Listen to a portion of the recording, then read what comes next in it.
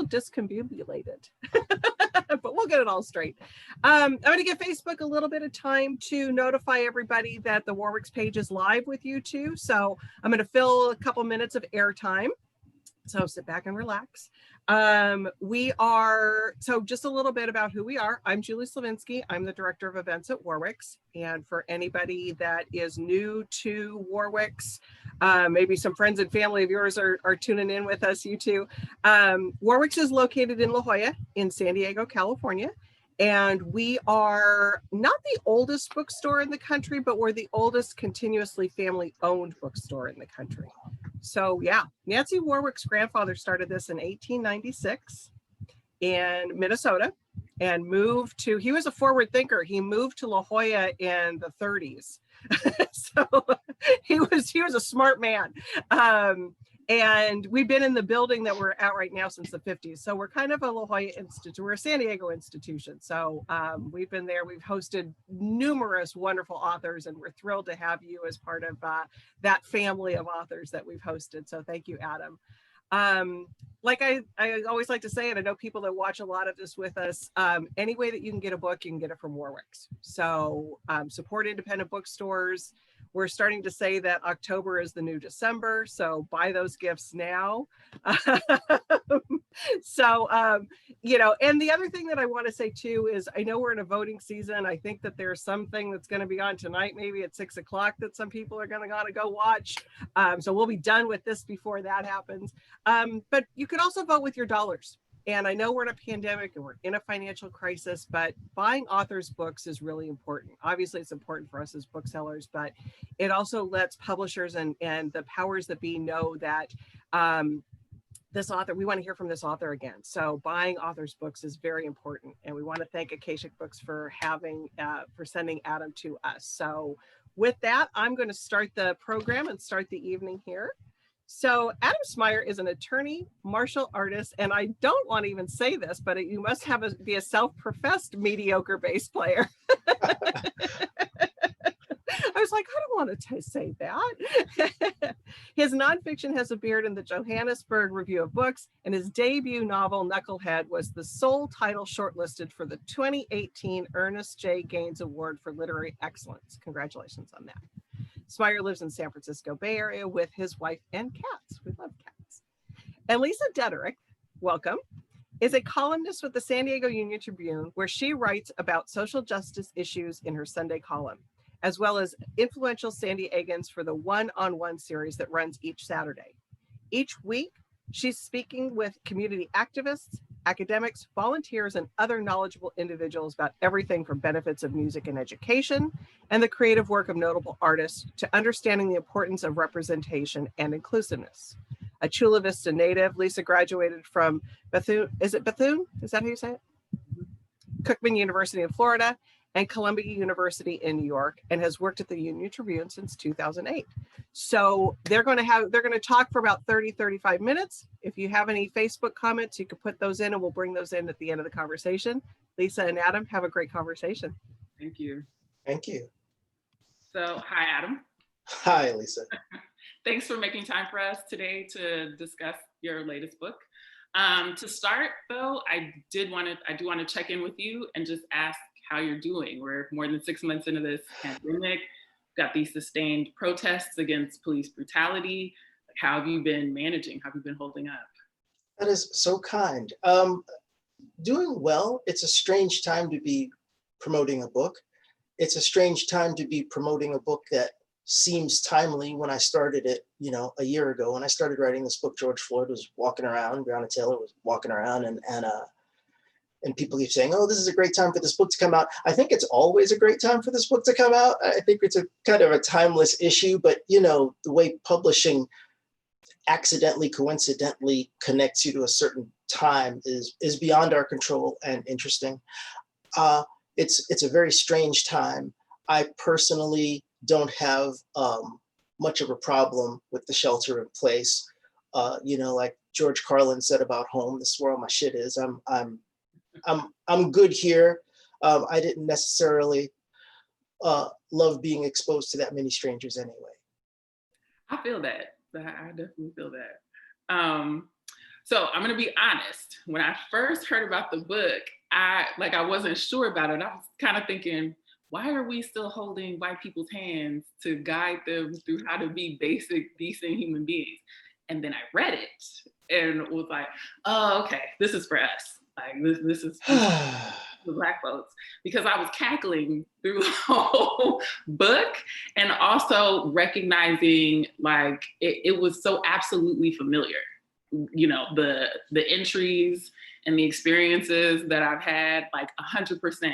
I really wanted to leave copies of it on like the different desks of past and present coworkers. Clearly, I can't do that because everyone would know it was me now. So I'm curious, like, what was your goal for the book when you were sitting down to write it? Exactly what you just said. And can I say, feel a little moisture right here. It feels a little cool right here all of a sudden. The reception the book has gotten have been two widely different experiences. And Okay. yours is the vision that motivated me to write it.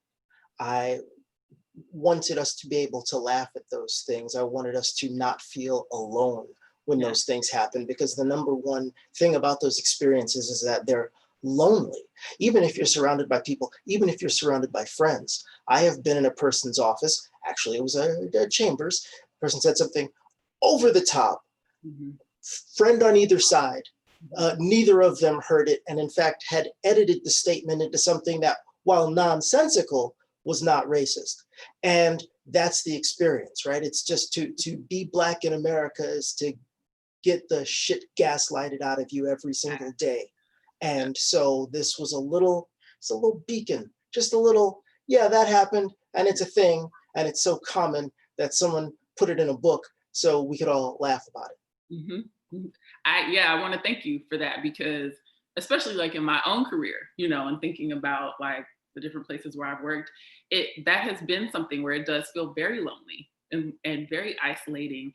And then if you point it out, people are absolutely gaslighting you about it, you know, that you're overly sensitive, which is one of the entries in the book, you know, or that you're making too much of something. And it's like, I know I'm not bugging out. Like, I know I'm not tripping. Like, I know what you said was rooted in, you know, anti-Blackness, you know, or racism.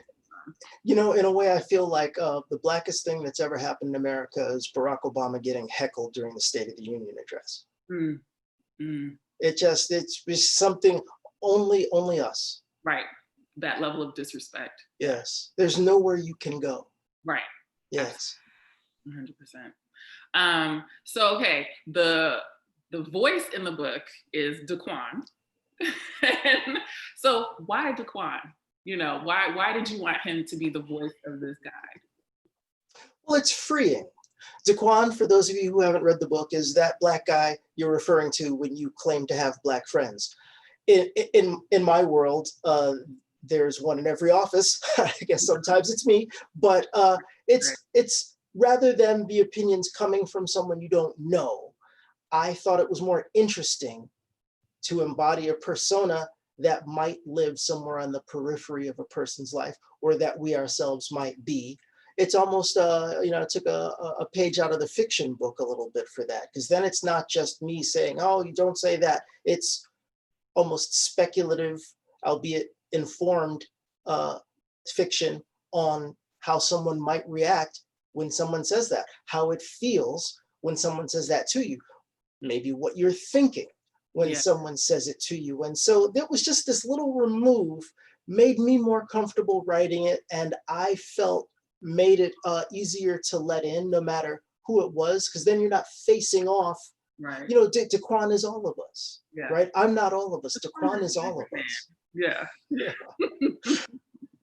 Well, and so that was really one of my next questions, like about what the process of writing this book was like for you, because especially thinking from the perspective of using this idea of Daquan, right, to be this voice and the freedom in that, in writing the responses and being able to say with your whole chest, right, really what you would want to say in those moments.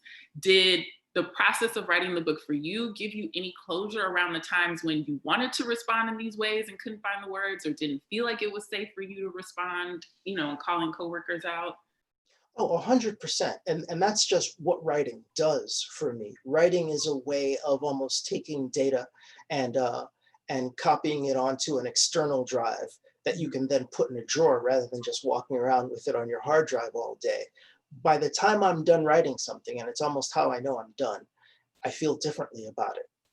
You know, I must have reached critical mass, right? To go back to the beginning of the process, I must have reached critical mass. I started collecting a list of these things. They've been flying around like crazy. It's like the more of us get murdered for fun, the more people want to talk about microaggressions, right? So there are all kinds of words been floating around. I had heard enough, apparently, started writing them down. And the other thing about writing is that I don't set out to achieve whatever the product is. I just write and it turns into something. So I wasn't setting out to write this cute little book that you could, ostensibly put in your pocket and take out before you talk to a Black person. It just was me venting. It was just me collecting my thoughts, like collecting them onto Post-its. And what I really enjoyed was expanding on the reaction to the term, whether it's, articulate or what have you, just being able to sit down and really tease out what I really mean. Because the thing about those spontaneous blurtings is that sometimes they're perfect. Right. Sometimes they're straight from heaven, but sometimes we would tweak them a little bit. And I enjoy writing because it's a way to say exactly what I mean. Yeah. And so these were my exact, if I were to synthesize the 38,000 times someone has used the word dark to mean bad or evil in my presence, I took every spontaneous reaction my brain had and blended them all together and put them into words and polished those words. That's that book. So once you've done that, you don't really have to do it anymore. It's extremely satisfying, and therapeutic doesn't even begin to touch it. The most interesting thing about the process for me was that I was over-inclusive. I'm an overwriter because I would rather cut than have to go back. Yeah, try to fill it up. And I assumed when I circulated it to trusted readers, I assumed that some of the entries would resonate for people and others wouldn't. Maybe some were specific to my experience. And I encouraged people to, prioritize it, tell me which ones they could live without. Nobody ever identified a single entry that they thought we could live without.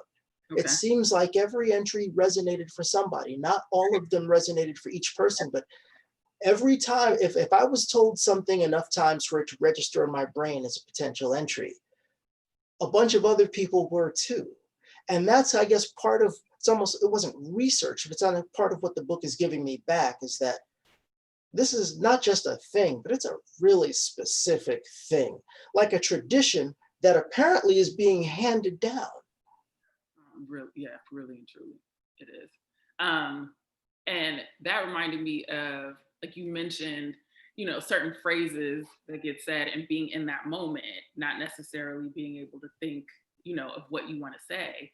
And when that happens, it's like there's a combination of emotions, at least for me, that would take place where I'm upset with myself and I'm very hard on myself that I did not correct that person in the moment or take them to task or be able to articulate the exact response. And then I'm also pissed off that I even have to carry that burden, of really thinking about, damn, I should have said this so that hopefully the next Black person they interact with doesn't have to hear this mess, But it does shift the burden to us. I saw a comic strip, and I guess it was the New Yorker, one of those little one-panel numbers, a long time ago, like the 90s. And it was 4 scientists in a lab, cartoon scientists with the lab coats and the beakers. And there's 3 white ones and a black one.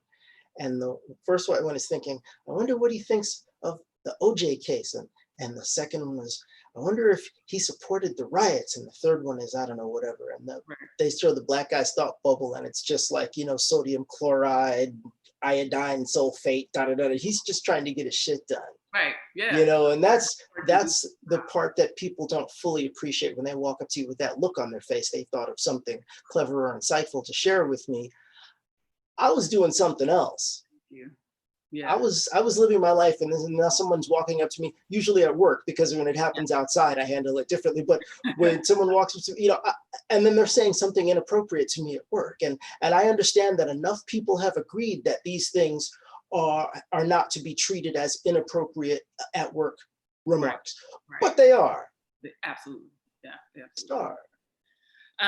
So I'm definitely going to get to some of my favorite entries that stood out for me and the experiences that I've had related to those entries. But in just the title, right? I guess I'll show it to people here. That you can keep that to yourself, a comprehensive list of what not to say to Black people for well-intentioned people of power. The well-intentioned part, and providing them with like this satirical list of things to stop saying to Black people made me stop and think about like intention, right? And people talk about that a lot, that intent doesn't erase impact. So there's a point where it feels like the good intentions, like however well-meaning they are, don't mean much of anything without the work, right? Making amends, doing what's necessary to really think before speaking. So to me, I'm looking at these and I'm remembering my experiences like, oh, well, they meant well, or they're well-intentioned. And it's like, okay, come on. Everybody can't have all of these pure, innocent, good intentions like they claim to. Like at best, you're just lazy, right? You don't care about how your behavior is affecting those of us on the receiving end. So I guess my question to you is like, these good intentions, like these well-intentioned people, does any of that soften any of this for you? Like it clearly does not for Daquan. Right? It clearly does not for Daquan. For me, I think they used to. And I don't know how much of that is my journey and how much good intentions have been weaponized. But if I go way back, I kind of remember the 70s. I remember the vibe of the 70s. And in hindsight, my childhood take on the 70s was, at least in my circles, we thought that we had won. We thought that the revolution had succeeded and we had overcome, and the Jeffersons, and we thought we had resolved a lot of issues to the point that we could laugh at them. And that is why I think a lot of those shows are unwatchable now, because Reagan was then elected and the clock got turned back and we realized, oh, we weren't done. It wasn't funny yet.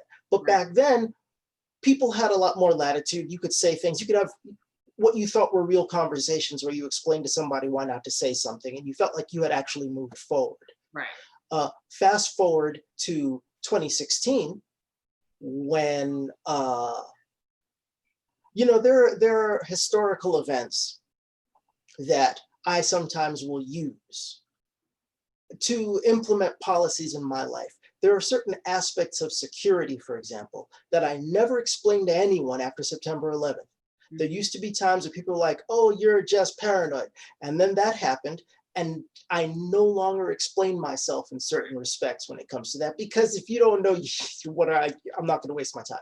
Exactly. Similarly, 2016, there was a certain dynamic that already made me uncomfortable. I did it because I thought that it meant something, came to understand it didn't mean anything, stopped doing it completely, stopped coddling people completely. Right. Now there's a middle ground. You don't have to coddle, you don't have to cuss out. That is where many of us live. Yeah. And it's just, it's evident how I feel about things. You don't always have to say them. But you can write a book about them. There you go. I fully feel that this understanding or like realization of like, I'm tired of redirecting my energy into trying to correct the behavior of other grown-ass people who seem to not be making the effort to just be interested in being better on their own. Like, why should I do that? Yes. I continue pouring any of that into them, thinking that it will do some good when my own history has shown me in every workplace I've been in, y'all say the same, like, couple dozen things and phrases and offensive questions everywhere we go in the country, or in the world. So right. Yeah. And I feel like that's been weaponized too. We talk a lot about distractions. I feel like that's a distraction. If you don't know by now, you don't know. If you needed to watch a 9-minute video of a man being murdered right in front of everybody in order to begin to suspect something's wrong, then you still don't know something's wrong. It's a And the great- book is very specifically directed to well-intentioned people of power, because I don't have anything to say to ill-intentioned people of power. Yeah. So thinking again about like how straightforward the responses are in the book to each of those like sentiments and remarks, there have been so many times where I have fully wanted to cuss these people out, but I got bills, right? So Yes. I really can't do that. So for me, the book is funny and also very real. And it reminded me of, there's this independent documentary called To Be Us, to Work, which features interviews with Black people about the racism we continue to experience in the workplace. And it recently won like this Best of Show award for the International Black Film Festival. But just even in seeing like some of the interviews from that documentary and, you know, other Black people talking about the racist jokes their coworkers are walking up to them and making now, like within the last couple years. To me, I'm just thinking, people don't seem to really understand how exhausting it is to not be able to, oh, go ahead. Or they do. Yeah. Because it has gotten worse. And I was really slow to say that because we've lived through some stuff. Right. But I mean, that's why I draw the line at 2016, because I feel like things were a certain way, a certain decline, but things have accelerated now we're going to look back on that stuff and we're going to see it in a different perspective. No, my tolerance has become negative for that sort of attention, because I think that's part of a different agenda than people who are unwilling to look at themselves and perhaps the ill-gotten gains they inherited. It's a whole other agenda. Mm-hmm. And I don't interact with that one verbally. Yeah, it's like the idea of like ignorance, right? And the attaching of innocence to that ignorance, and sort of the argument that, maybe not argument, but the conversations that my friends and I have where I'm very adamant, like, they're not ignorant. They know. Like, you cannot convince me that these other grown adults can figure out how to create and sustain these violent, oppressive systems for hundreds of years, as well as figuring out how to buy houses and invest in stocks and memorize batting averages going back, like, you know, however many decades, but somehow they don't understand why certain things they're saying are problematic or racist. No, get out of here. And others, ostensibly our friends, are defending them and absolving them right off the bat. Just right out of the gate, before you can even have a conversation about it, they've been absolved. Oh, such unconscious bias. Oh, such ignorance. No, it's we don't like it any more than they would like it, and we see it. Right. I guess that's also part of the thing for me, to the extent that I understood other people were going to be reading the book. I had a book somewhere back here called Indecent, and it was written by a student who did a little low-level sex work to get through school. Mm-hmm. And the men that she encountered acted like she wasn't even there, but she was. And she was a writer, and she took notes, and there are no names given, but it's almost like there are. Yeah. She told on them. And it's humiliating. Like, even if they're not named, they're humiliated. Right. You know what I mean? Because and there's no editorial. She's just like, and then he did this, and then he did this. And I thought about that book a lot when I wrote this, because to the extent that people other than my primary target demographic are going to read this, I want them to know that that's what we're thinking when they say the stuff. Yeah, like, we see y'all. We see you. We're human beings with eyes and ears and brains and memories. And, you know, I tweeted something recently about Black people as forgiveness machines. Mm-hmm. You know, it's expected, it's mandatory, it's demanded upon threat of violence. And that changes it completely. Yeah. When that woman climbed down off the bench and gave Amber Gun or whatever her name was a hug, I kind of feel like that was the worst thing that ever happened. And I understand that that's hyperbole. I understand that that's not possible, but a little bit, I kind of feel like it's the worst thing that ever happened. Yeah. I fully understand what you mean by that. Like this, so we don't even get to have the human experience of feeling our feelings and being given the time and space to work through our feelings. It's just Right. this like robotic, automatic demand that we miraculously forgive for every range of offense. So it's ridiculous. Yes. Yeah. I was thinking about Liam Neeson a while ago. Maybe it was after he said that racist thing, but I was thinking about Liam Neeson as like the everyman hero in these movies. If Black people acted like that, Oh my I mean, God. put Yeah. down, he's calling people on the phone, he's threatening them, he's breaking people's legs. I mean, that's not the lane that people would have us in.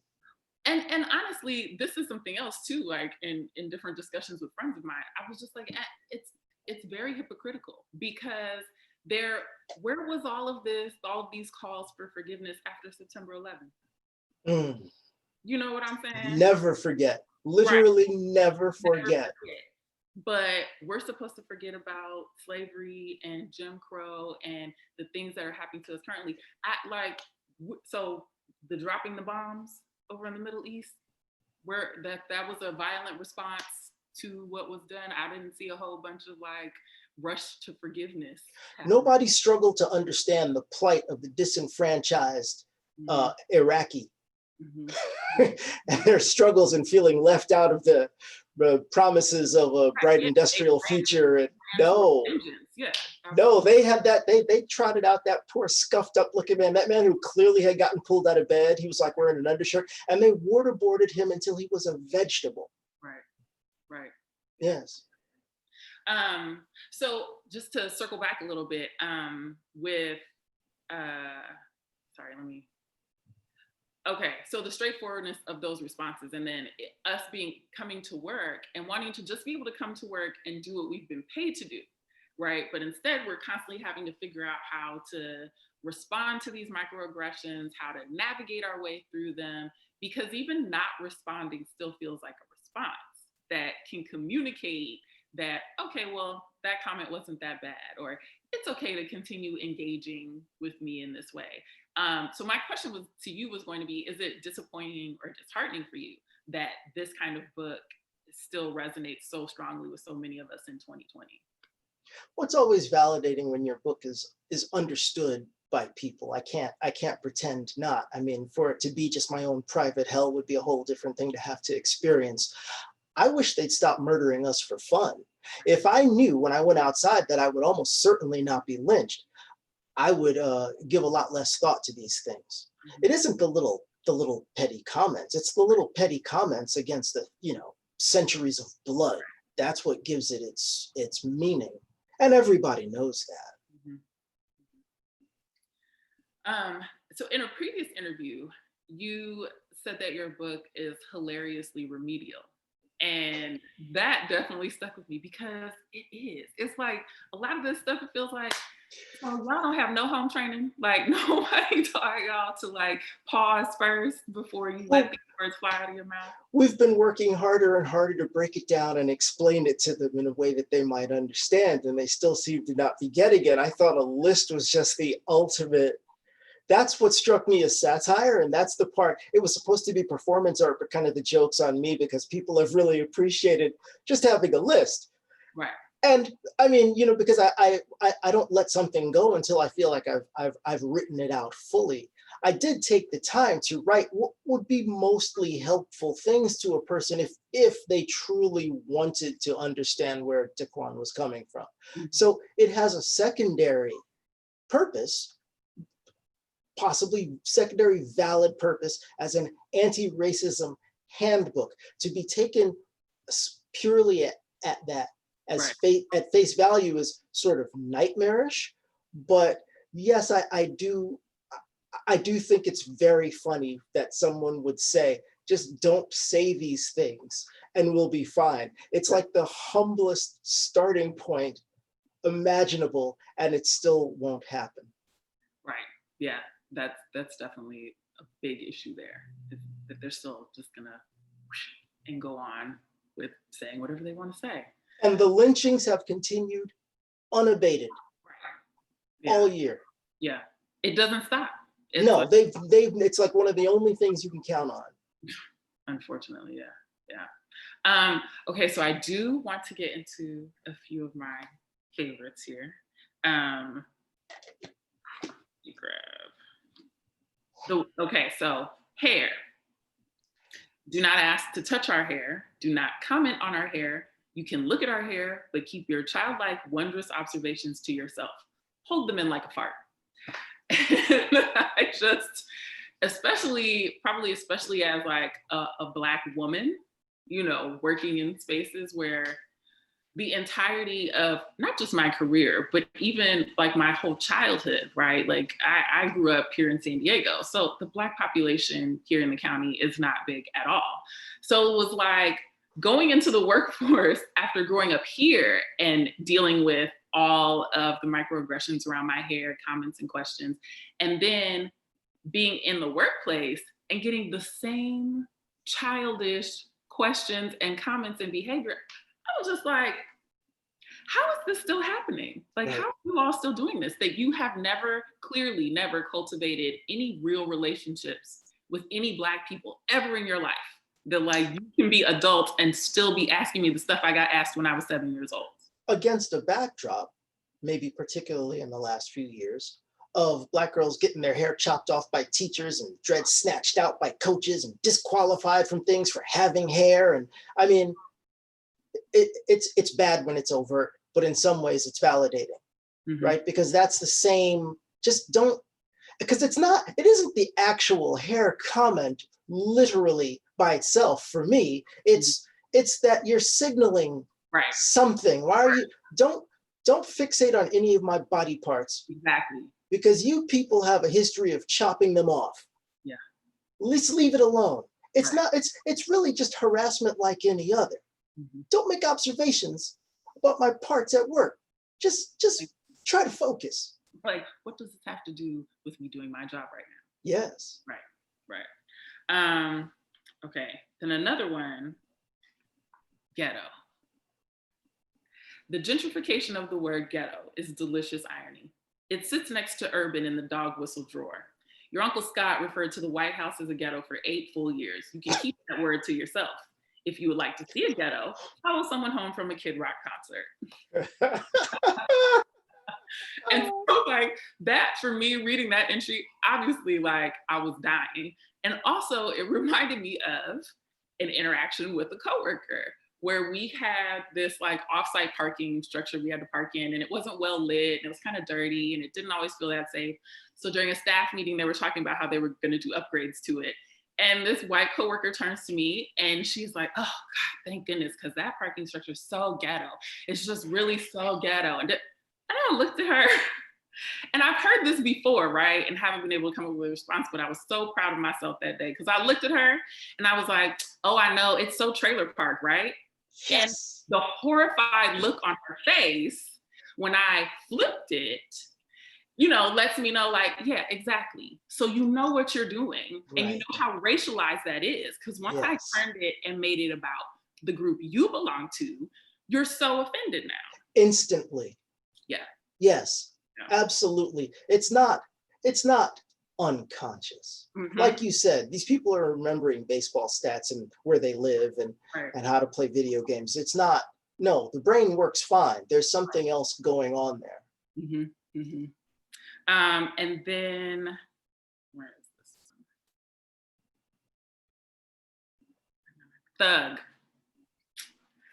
Thug. Half the people you think are thugs are in high school. Meanwhile, you politely overlook the several overt Nazis you pass on the street each day. If you rounded up the 10 worst mass shooters of the century, it would look like your living room on Super Bowl Sunday. You wouldn't know a thing if one audited your taxes. Fuck out of here with that shit. The tossing around of thug to describe people. Again, another real life workplace experience. We have staff photos that we have on our website. And at one point a few years ago, there was like a young Black reporter who was probably in his 20s or 30s, and he wore a full suit and tie in his staff photo. And he just has a regular expression, not smiling, right, in his photograph. And another reporter on his team, middle-aged white man, wearing like open collar, button-up shirt, sports jacket, same expression, no smile. White coworker of mine calls me over and she's like, Lisa, everybody's staff pictures are up, come look. And she looks at the Black guy in his suit and tie and she's like, oh, why did he have to take a picture looking like such a thug? Said it to you. Yes. And I looked at her and I was like, what about him gives you thug, is giving you thug right now? And why isn't the picture right next to his, why aren't you calling that one a thug? Oh, well, now sis, come on. Sometimes when I'm on public transportation, I'll see, some high school kids going to school and 15, some bean poles, whatever, maybe wearing some basketball shorts, got a book bag or whatever. And I see the adults around them hating them, like maybe want to kill them. And that used to be me. Like that, the most disturbing thing about Trayvon is it feels like not that long ago I was Trayvon. I mean, it was a long time ago, but it doesn't feel like it. And those moments of like, these young people are under my protection until my stop, because this world is like a zombie movie. Yeah, it's got like them in the crosshairs. It's like there's a target. And it used to be back in my day, Nazis had neck tats. They had shaved heads. Yeah. They stomped around with the Doc Martens on. Right. They wore blue uniforms, whatever. But they weren't just like, dude, they weren't like the accountant, soccer like, mom. A crew, looking like. Right. Yeah. They thought whatever they thought, but I don't care what they thought. But in the last few years, it can come from anywhere. It can come from anywhere. Just like, yoga pants lady, just, that's the zombie movie part for me. It's right. It is. You're not looking for it to come from that, to come from that packaging. Like you're expecting it to come from this very overtly kind of violent and offensive and like racist, signaling. And no, it's like coming, word went out and the strategy changed. I haven't seen anything like it since the skinheads grew out their hair. I remember that too. That was like a directive. Grow out your hair, button your top button, join a police academy if you can. And they did. And now this one was everybody normalize. Everybody normalize like crazy. You might lose your job, take one for the team. I was on the train a couple of years ago, coming home from work, crowded train, get on my stop, business casual. And there's this little old lady, this little babushka lady. And she was like off train. Like it wasn't exactly like a fully articulated get off the train, but she made it plain. Right. That she wanted this sprotny or whatever they called it. She wanted me off the train. And I ignored her. And she started kind of putting some elbow into it, like she's gonna throw me off the train. And I'm like, am I fixing to have a fight with a little old babushka lady? Right. And then these other young women, like the Cal Berkeley women's volleyball team is the only way I can even describe them, formed a human wall between me and the little lady trying to set off the new pogrom. And the captain of the team was like, stand here, sir. And I did. And the Amazons just physically put their bodies, and little babushka lady was trying to get around him, and they just stood there. And I was eternally grateful, but also I thought, things are bad when you got white ladies protecting you from other white ladies. Like it's getting pretty extreme. It is. It's wild. It's very wild. Well, Adam, thank you again so much for just chatting about the book. I think we have some Facebook questions from the audience. Ruh-roh. I can listen to you two talk all night. Thank you both for that great conversation. I just think thank you. Got a little bit of a loaded question maybe for you, Adam. Oh, great. You can answer it if you want, or you can decline. It's okay. Somebody is curious if Adam has read White Fragility and what you think of it. I have not read White Fragility. I've heard of it. I have heard the author speak. I've watched her, little sound clips on YouTube. I think it's real cool. I think she's on point. It saddens me a little bit when people need to hear it from a white person, because that's kind of part of the problem. But maybe some people, I forget her name offhand, but I'm sure there's some segment of the population that needs the Tim Wises of the world and the White Fragility authors of the world in order to even hear that they don't recognize me as a living thing. And then maybe one day they will. I'm not, that's not my area. Right. That's not your space. Yeah. But and I think there's been some controversy, but I don't really know about like where she donated money to from the, I don't know. I won't start spreading rumors. So just for me real quick, I got a couple of things that I'd like to ask both of you. During the shutdown, speaking of books that you've read, Lisa, I'll start with you. Any particular books during the shutdown that you've read that you'd like to tell people about or highlight? We're a bookstore. We got to talk about books, right? I was definitely reading Tomi Adeyemi, Children of Blood and Bone, Children of Virtue and Vengeance. Like I love like fantasy, and so especially because it's Black, like that. And she got recognized as 100. Time Magazine recognized her as 100. Yeah, fantastic. And she's a local San Diegan too. Yeah. Wow, fantastic. How about you, Adam? That got me was getting me through the pandemic, because it's a whole other world. It's magical. It's powerful. It's affirming in for my Blackness, to be in that space and to be able to leave this very disturbing and violent real life space. All of us needed some of that. Just get out of the reality that we're in. Definitely. How about you, Adam? I just read for the second time The Secret Lives of Church Ladies by Disha Philia. It's a collection of short stories. Just got nominated for a National Book Award. She's a finalist. It's an incredible, full disclosure, she's a friend of mine, but that doesn't change the fact that she captured something. And usually most of my pandemic reading has been nonfiction. Just I'm tapping into the emotional resources available to me. Michelle Obama, Nelson Mandela, like that. But this book took me away while keeping me connected, if that makes sense. The one that's on deck is Cast by Isabel Wilkerson. Long Walk to Freedom is in fact a long walk to freedom. I'm a little over halfway through, but that's the next one up, and I'm so excited. It's like I'm almost scared. It's because it's gonna be so good. Yeah, it's gonna be so good. Yeah, and it's just gotten tons of great praise. Okay, well, that pretty much wraps us up for that. Well, before we go on that though, real quick. So, Adam, what else are you working on? Are you working on any other books right now, or?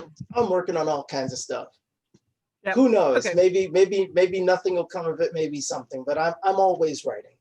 Excellent. Well, and speaking to that, if people want to follow you on any kind, is there a specific social media that you like to share your thoughts out to the world? AdamSmyer.com is a good clearinghouse for social media, for a couple of essays, for where to buy books. It's up to date. It has events on it. It's a nice place to start. Good. I love that you said it's up to date, because so many authors have the websites out there and it's got events that happened like 2 or 3 years ago. And you're like, dude, you got to update this stuff or get rid of it. And Lisa, how about you? Do you partake in the social media world and let people know your thoughts? Yeah, we do. We keep up with staff pages. So on Twitter, it's at Lisa Deaderick. That's probably the best way to get to my work site. And then also, obviously, San Diego Union Tribune website. Like all my work is up there, the columns, and I'm talking about the things that I'm thinking about. Excellent. Thank you. Any final words, Adam, to our viewers out there? Thanks for watching this. Thanks for your interest in the book. I hope you get something out of it wherever you're coming from. Excellent. Lisa, thank you for your time. Adam, you as well. Great conversation. And I will take us off of Facebook Live. Just a quick reminder, the book is in the link. You guys could just click on that and order that straight from us. So I will stop. Good night, everybody. Nice talking to you, Lisa. You too.